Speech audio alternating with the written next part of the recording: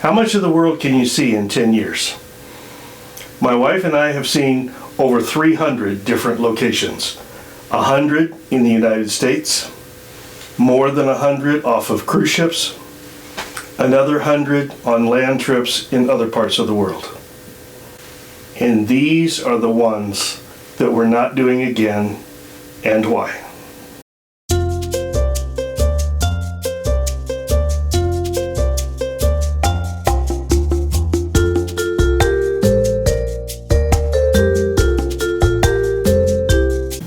Welcome to my travel window, where we help you travel as far as you can, as well as you can, while you still can. Today's episode is a personal one. Our mantra has always been, if not now, when? And what's next? And let's go do it. In the course of those adventures, we've done some things many times, and we've done some things that we realize we can't do anymore.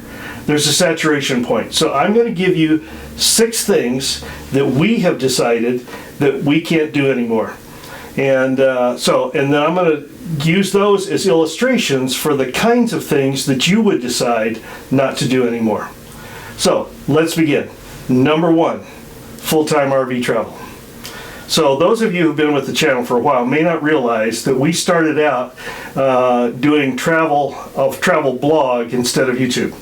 And what we did is we sold our house, we sold our cars, we sold our furniture, we bought a truck and a 5th-wheel trailer, and we toured the United States. And this is a map of where we went in 2 years. So as you look at the map carefully, you can see it's divided into 3 colors. Those are for the 3 trips that we took over the course of those 2 years. The points in between the trips are a surgery that we had to have, and the changeover of one RV into another. And but in those 2 years, we RV'd in all 48 states. I had a year to plan that first trip because I knew when we were going to retire. So it was an experience that I wouldn't trade for anything. But it's also an experience that now, 7 years later, I couldn't do. I'm not physically able to, and I don't think I'm mentally up to the challenge of that kind of intensive travel. This is an example for you. So for us, it's RV travel. So what is it for you? What is it that when you start into your travel journey, you need to front load, and you need to make sure that you get done in the beginning, because there may be a time when you're not able to do that again. So whether that's going long distances, whether it's doing something that's physically difficult, challenging, like RV, whether it's a motorcycle trip, whatever. So for us, one of the things that we chose not to do anymore is because we physically can't do it. What's it going to be for you? Item number 2, cruises to Alaska. We've cruised to Alaska more than we've gone to any other single destination, and we love it. Every trip has been special. We've gone 4 times. We've done the Inside Passage, round trip Seattle, stopping in Skagway. We've done it stopping in Sitka. We've done the one-way north to Alaska and then gone to Anchorage, where we actually took a plane into Denali and got to see the glaciers of Denali up close and personal. We've also done a land and sea voyage on Princess. So, 4 times, we've seen tons of Alaska, but it's beginning to be repeated. And Alaska is expensive. So while the sights are inspiring, and it would be inspiring to us every time we go, there's some place that's a saturation point. So what's the saturation point for you? Number 3, the overrun ports in the Mediterranean. We love going to the Mediterranean. In fact, if someone were to ask me, an American or a Canadian, were to ask me, I only can do 3 cruises in my life, where would you suggest that I go? I would tell you need to go to Alaska, you need to cruise the Mediterranean, and you need to do a round trip around the British Isles and make sure you stop in Normandy. Those will give you a sense of the grandeur and the sights that you can see and the history, and be remarkable. Now, having said all that, If you go to the Med very often, you will discover that many of the sites there are overrun with tourists, particularly overrun with cruise ship tourists. Some of the examples are Mykonos, Santorini, Athens in particular. They've had to have restrictions on how many people can go up to see the Acropolis because it's just too busy. Cinque Terre, the 5 little villages of Cinque Terre are overrun with visitors. So the island of Rhodes is another one. So those are the kinds of places that we've chosen we're not going to go to anymore. We've seen them, and it's not that they're not worth seeing again. It's not that they wouldn't be exciting. But that was our turn. And really, those are the kinds of things that a lot of people need to see, and it doesn't help to have me go muddying up the landscape. So what are the places that you want to see that may be crowded, they may be busy, and you want to see them, but you want to see them once and give somebody else their chance? Maybe it's you want to go to the Louvre and see the Mona Lisa. Maybe it's you want to go to the Eiffel Tower. Whatever it is, decide what those things are, and then say, let's make it happen, and then let's give somebody else a chance. Number 4, we're giving up whale watching. One of our favorite experiences on a cruise is to go whale watching. And we've now been whale watching 7 times in 6 different locales.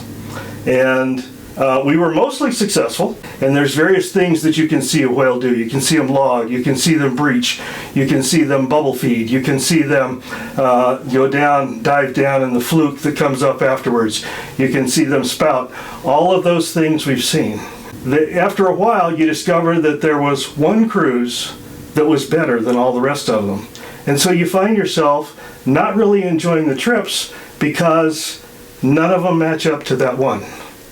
So we finally decided we're done with this.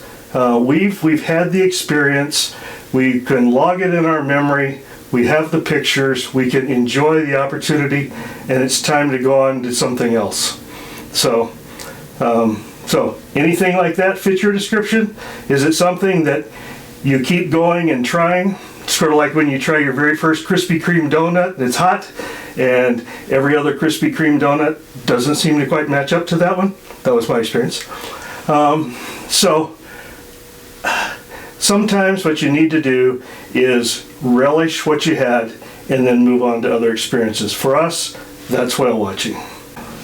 If you appreciate content like this, please like and subscribe to our channel. It doesn't cost you anything, and it helps us out because it tells YouTube that people like content like this, and it gets this content out to more people. So it really helps us out. Thank you in advance. Number 5, mega ships. When you first start cruising, you don't know what kind of ship is really the best kind of ship for you. Maybe you'll like the small ships like the Holland America with 2,000 or 2,500 passengers, or maybe even 1,400. Maybe you like the middle-sized princess ships. Maybe what you like are the mega ships like the Royal Caribbean that we just returned from. So we went on the Royal Caribbean ship, not because it was the ship that appealed to us the most, but because we were going with the grandchild, and we knew the Royal Caribbean would have the entertainment experiences and the big ship experience, the wow factor that this teenager would really like. And it worked. It was perfect. But now we're to the point that we're only going to have a certain number of cruises that we're going to go on in the rest of our life. And if we like the smaller ships better, let's do the smaller ships. Why are we wasting our time? Maybe there are experiences and things that we really like on the big ship, but we found out for us, we fell in love with many of the smaller ships. The smaller princess ships, the Holland America ships are the ones that we really loved. In fact, next year we're going to try one that is even smaller, less than 1,000 passengers. So for us, the mega ship is one that we had to experience, and now we're going to move on. So what is it for you? When you've looked at all these ships, sometimes you have to sit back and say, what is it that I really like about cruising? And let's go do those things. Let's not waste our time trying to recapture or to move on beyond that to something that's newer and bigger and better. Let's enjoy what we know. Finally, number 6, for us, it's the Panama Canal. Throughout our cruising experience, we asked people, what was your favorite cruise? And time and again, we got the message that the Panama Canal was a favorite. So we finally decided to do it in this year. We did it. We loved it. While we were on that trip, we found someone else who was on the trip for the 15th time. We looked at each other and said, what is it? This person doesn't have a life. Now, for us, the Panama Canal was a great experience, made even better by the fact that we were traveling with good friends that we really enjoyed, and it was a wonderful experience.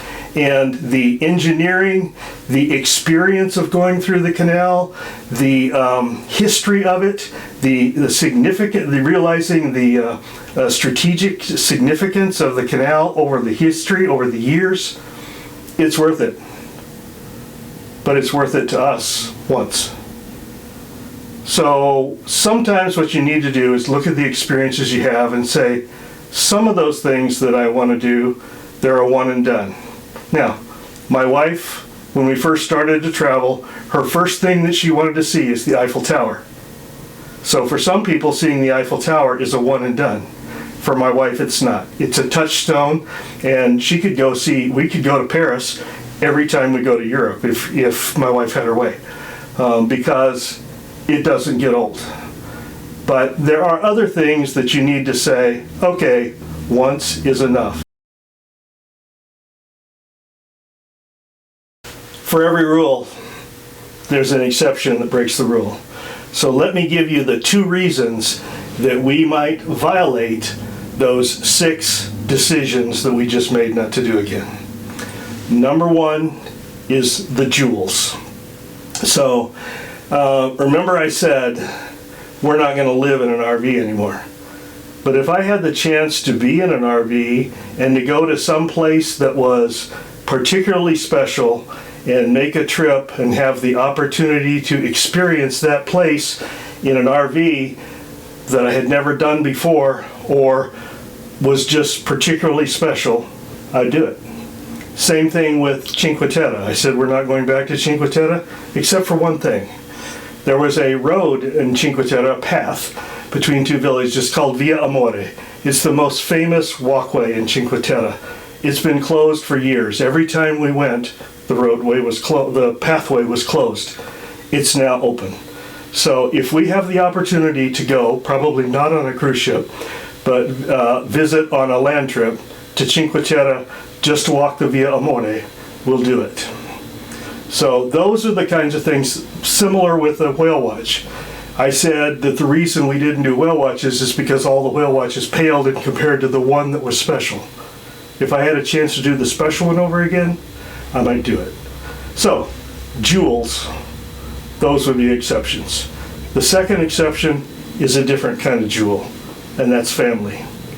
Many of the trips that we've taken were not cruises that we would have chosen to do as our next cruise, but family wanted to do it and wanted to do it with us. And that's an opportunity that you can't pass up. If family wanted to go with us to Alaska, we'd go.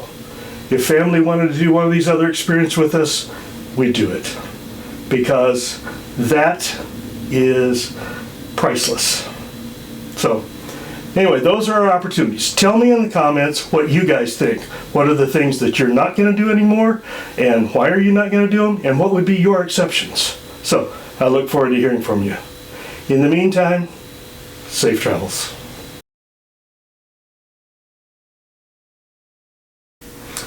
Item number 2. What is item number 2? Item number 2.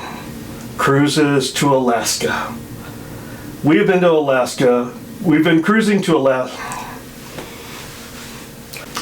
Before I get to the last 2 items, let me invite you to like and subscribe to our channel. If you appreciate content like this, and if once we get things back in control, the goal, I'm saying way too much.